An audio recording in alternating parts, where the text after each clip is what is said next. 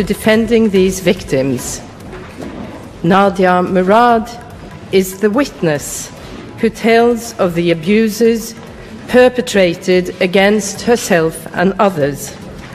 Each of them, in their own way, has helped to give greater visibility to wartime sexual violence so that the perpetrators can be held accountable for their actions.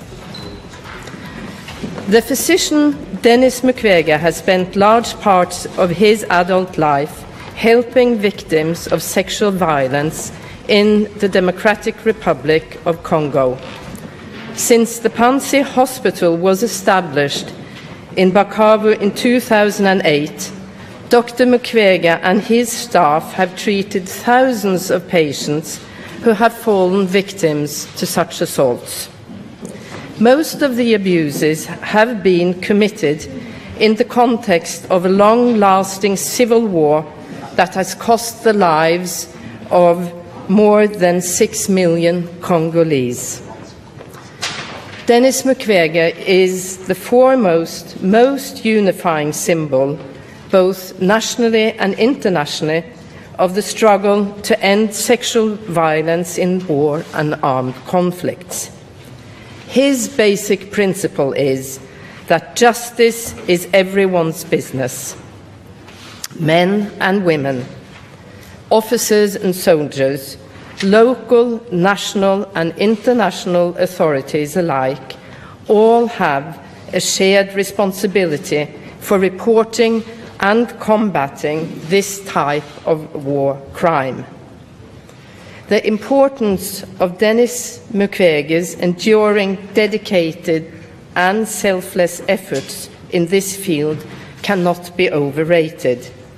He has repeatedly condemned impunity for mass rape and criticized the Congolese government and other countries for not doing enough to stop the use of sexual violence against women as a strategy and a weapon of war. Nadia Murad is herself a victim of war crimes. She refused to accept the social codes that required women to remain silent and ashamed of the abuses to which they had been subjected. She has shown uncommon courage in recounting her own suffering and speaking up on behalf of our victims. Nadia Murad is a member of the Yazidi minority in northern Iraq, where she lived with her family in the remote village of Kocho.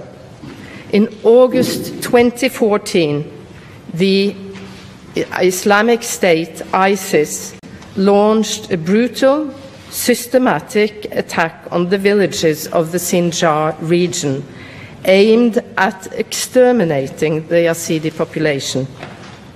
In Nadia Murad's village, several hundred people were massacred. The younger women, including underage children, were abducted and held as sex slaves.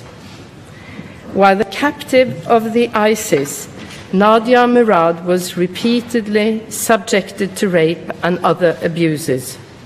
Her assaulters threatened to execute her if she did not convert to their hateful, inhuman version of Islam. Nadia Murad is just one of an estimated 3,000 Yazidi girls and women who were victims of rape and other abuses by the ISIS army. The abuses were systematic and part of a military strategy. Thus, they served as a weapon in the fight against Yazidis and other religious minorities. After a 3-month nightmare, Nadia Murad managed to flee. Following her escape, she chose to speak openly about what she had endured. And in 2016, at the age of just 23, She was named the UN's first Goodwill Ambassador for the dignity of survivors of human trafficking. This year marks a decade since the UN Security Council adopted Resolution 1820, which determined that the use of sexual violence as a weapon of war and armed conflict constitutes both a war crime and a threat to international peace and security. This is also set out in the Rome Statute of 1998, which governs the work of the International Criminal Court. The statute establishes that sexual violence in war and armed conflict is a grave violation of international law. A more peaceful world can only be achieved if women and their fundamental rights and security are recognized and protected in war. This year's Nobel Prize, Peace Prize, is firmly embedded in the criteria spelled out in Alfred Nobel's will. Denis Mukwege மற்றும் Nadia Murad ஆகியோருக்கு அமைதிக்கான Nobel பரிசு தற்போது அறிவிக்கப்பட்டிருக்கிறது. அதனை தற்போது நேரலையில் பார்த்துக் கொண்டிருக்கிறோம். காங்கோ நாட்டைச் சேர்ந்த முத்வேஜா மற்றும் ஈராக் நாட்டைச் சேர்ந்த நாடியா முராத் ஆகிய இருவருக்கும் அமைதிக்கான நோபல் பரிசு தற்போது அறிவிக்கப்பட்டிருக்கிறது. பெண்களுக்கு எதிரான பாலியல் குற்றங்களுக்கு எதிராக போராடியதற்காக இருவருக்கும் அமைதிக்கான நோபல் பரிசு வழங்கப்பட்டிருக்கிறது.